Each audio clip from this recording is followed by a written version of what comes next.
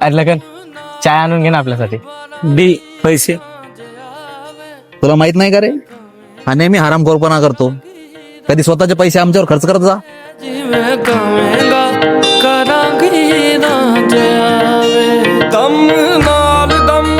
तू पण काय लाडवून ठेवला यार अशांना.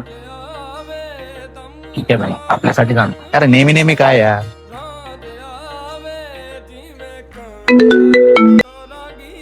हा डी बोल ना, काय बोलतोय. अरे यार भैया ऐक ना, घरी फाईल राहिली आहे, अर्जंट लागतीये थोडं, आणून दे ना ऑफिसला. गाडी यार माझी बाहेर आहे यार सध्या,